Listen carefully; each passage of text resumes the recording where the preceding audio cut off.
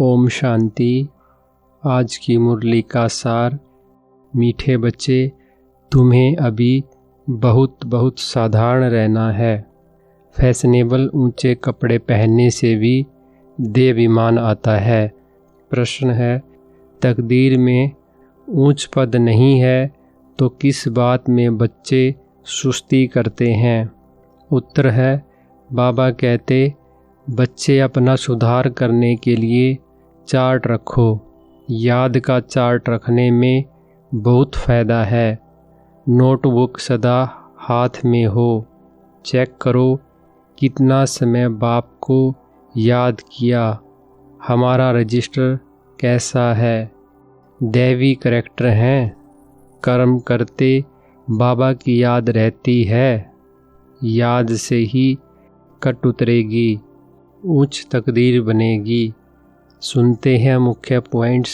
पहली पॉइंट, मीठे मीठे बच्चों पास यह लक्ष्मी नारायण का चित्र घर में ज़रूर होना चाहिए। इनको देख बहुत खुशी होनी चाहिए, क्योंकि तुम्हारा यह है पढ़ाई का एम ऑब्जेक्ट। तुम जानते हो हम स्टूडेंट हैं और ईश्वर पढ़ाते हैं।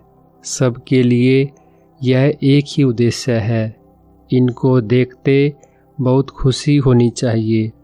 गीत भी बच्चों ने सुना, बहुत भोलानाथ है।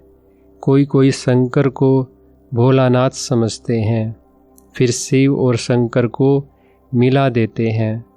अभी तुम जानते हो वो शिव ऊंच से ऊंच भगवान और शंकर देवता, फिर दोनों एक कैसे हो सकते हैं? दूसरी पॉइंट, तुम्हारा ज्ञान और योग सारा गुप्त है। स्थूल हथियार आदि कुछ नहीं है। बाप समझाते हैं यह है ज्ञान तलवार। उन्होंने फिर स्थूल हथियार निशानियाँ देवियों को दे दी हैं। शास्त्र आदि जो पढ़ते हैं वो लोग कभी ऐसे नहीं कहते कि यह ज्ञान तलवार है, यह ज्ञान खड्ग है। यह बेहद का बाप ही बैठ समझाते हैं। वह समझते हैं शक्ति सेना ने जीत पाई है तो ज़रूर कोई हथियार होंगे। बाप आकर यह सब भूलें बताते हैं। यह तुम्हारी बात बहुत ढेर मनुष्य सुनेंगे। विद्वान आदि भी एक दिन आएंगे। तीसरी पॉइंट, तुम बच्चों को श्रीमत पर चलने में ही कल्याण है, तब देवाभिमान टूटेगा। इसलिए साहूकार लोग आते नहीं हैं। बाप कहते हैं दे अहंकार को छोड़ो। अच्छे कपड़े आदि का भी नशा रहता है। तुम अभी वनवा में हो ना, अभी जाते हो ससुर घर। वहाँ तुमको बहुत जेवर पहनाएंगे। यहाँ ऊंचे कपड़े नहीं पहनने हैं। बाप कहते हैं बिल्कुल साधारण रहना है। जैसे कर्म मैं करता हूँ, बच्चों को भी साधारण रहना है, नहीं तो देह का अभिमान आ जाता है। तुम जानते हो हम ससुर घर जाते हैं, वहाँ हमको बहुत जेवर मिलेंगे। यहाँ तुमको जेवर आदि नहीं पहनने हैं। चौथी पॉइंट, अभी तुम संगम पर हो। तुम जानते हो बाप आते ही हैं पुरुषोत्तम संगम युग पर। लड़ाई भी ज़रूर होगी। एटॉमिक बॉम्ब्स आदि खूब बनाते रहते हैं। कितना भी माथा मारो कि यह बंद हो जाए, परंतु ऐसे हो नहीं सकता। ड्रामा में नूंद है। समझाने से भी समझेंगे नहीं। मौत होना ही है तो बंद कैसे होगा? समझते भी हैं तो भी बंद नहीं करेंगे। ड्रामा में नूंद है। यादवों और कौरवों को खलास होना ही है। यादव हैं यूरोपवासी, उन्हों का है साइंस घमंड, जिससे विनाश होता है। फिर जीत होती है साइलेंस घमंड की। पांचवी पॉइंट, हम आत्मा शरीर से न्यारी हैं। शरीर छोड़ने के लिए जैसे हम पुरुषार्थ करते हैं, ऐसे कभी कोई शरीर छोड़ने के लिए पुरुषार्थ करते हैं क्या? सारी दुनिया ढूंढ कर आओ, कोई है जो बोले हे आत्मा अब तुमको शरीर छोड़ जाना है, पवित्र बनो। नहीं तो फिर सज़ा खानी पड़ेगी। सज़ा कौन खाते हैं? आत्मा। उस समय साक्षात्कार होता है, तुमने यह पाप किए हैं, खाओ सज़ा। उस समय फील होता है जैसे जन्म जन्मांतर की सज़ा मिलती है। इतना दुख भोगना, बाकी सुख का बैलेंस क्या रहा? बाप कहते हैं अभी कोई पाप कर्म नहीं करो, अपना रजिस्टर रखो। छठी पॉइंट, यहाँ चाल चलन को सुधारा जाता है। तुम्हारी यहाँ कचहरी भी होती है। सब सेंटर्स पर बच्चों को कचहरी करनी चाहिए। रोज़ बोलो, चार्ट रखो तो सुधार होगा। किसकी तकदीर में नहीं है तो फिर सुस्ती कर लेते हैं। चार्ट रखना बड़ा अच्छा है। तुम जानते हो, हम इस 84 के चक्र को जानने से ही चक्रवर्ती राजा बन जाते हैं। कितना सहज है, और फिर पवित्र भी बनना है। याद की यात्रा का चार्ट रखो, इसमें तुमको बहुत फ़ायदा है। 7वीं पॉइंट, कर्म करते हुए भी बाप को याद करना है तो पुरुषार्थ का फल मिल जाएगा। मेहनत है ना, ऐसे ही थोड़े ही ताज रख देंगे सिर पर। बाबा इतना उच्च पद देते हैं, कुछ तो मेहनत करनी है। इसमें हाथ पाँव आदि कुछ भी नहीं चलाने हैं। पढ़ाई तो बिल्कुल सहज है। कहाँ भी जाते हो तो बैज पड़ा रहे।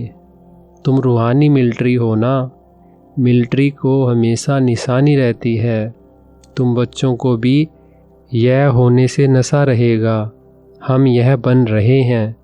बोलो, वास्तव में कोट ऑफ आर्म्स यह है। समझाने की बड़ी रॉयल्टी चाहिए, बहुत मीठेपन से समझाना है। 8वीं पॉइंट, तुम्हारा तो बाप ने नाम रखा है पद्मा पद्मपति बनने वाले बच्चों। जन्म जन्मांतर के लिए तुमको महल मिलते हैं।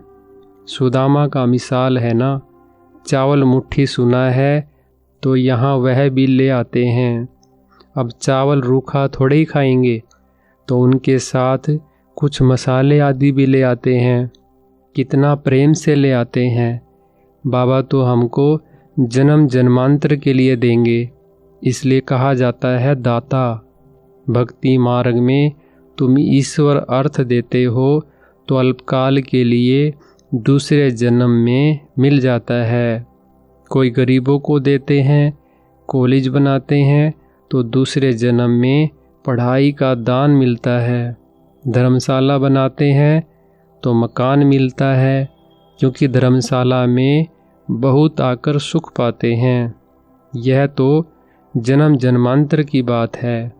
9वीं पॉइंट, तुम जानते हो शिव बाबा को जो देते हैं वह सब हमारे ही काम में लगाते हैं। शिव बाबा तो अपने पास रखते नहीं हैं। इनको भी कहा सब कुछ दे दो तो विश्व के मालिक बन जाएंगे। विनाश का साक्षात्कार भी कराया, राजाई का साक्षात्कार भी कराया, बस नशा चढ़ गया। बाबा हमको विश्व का मालिक बनाते हैं। गीता में भी है, अर्जुन को साक्षात्कार कराया, मुझे याद करो तो तुम यह बनेंगे। विनाश और स्थापना का साक्षात्कार कराया, तो इनको भी शुरू में खुशी का पारा चढ़ गया। ड्रामा में यह पार्ट था। 10वीं पॉइंट, इन गीतों आदि की भी ड्रामा में नूंद है। कोई गीत बहुत अच्छे हैं, जब तुम उदास हो जाते हो तो यह गीत बजाओ तो खुशी में आ जाएंगे। रात की राही थक मत जाना, यह भी अच्छा है। अब रात पूरी होती है। मनुष्य समझते हैं जितना भक्ति करेंगे उतना भगवान जल्दी मिलेगा। हनुमान आदि का साक्षात्कार हुआ तो समझते हैं भगवान मिला। बाप कहते हैं यह साक्षात्कार आदि की सब ड्रामा में नूंद है। जो भावना रखते हैं उसका साक्षात्कार हो जाता है, बाकी ऐसा कोई होता नहीं है। वरदान है, निश्चय के आधार पर विजयी रतन बन, सर्व के प्रति मास्टर सहारे दाता भव। विस्तार है, निश्चय बुद्धि बच्चे विजयी होने के कारण सदा खुशी में नाचते हैं। वे अपने विजय का वर्णन नहीं करते, लेकिन विजयी होने के कारण वे दूसरों की भी हिम्मत बढ़ाते हैं। किसी को नीचा दिखाने की कोशिश नहीं करते, लेकिन बाप समान मास्टर सहारे दाता बनते हैं, अर्थात नीचे से ऊंचा उठाते हैं। व्यर्थ से सदा दूर रहते हैं। व्यर्थ से किनारा होना ही विजयी बनना है। ऐसे विजयी बच्चे सर्व के लिए मास्टर सहारे दाता बन जाते हैं। स्लोगन है, निस्वार्थ और निर्विकल्प स्थिति से सेवा करने वाले ही सफलता मूर्त हैं। अच्छा, ओम शांति।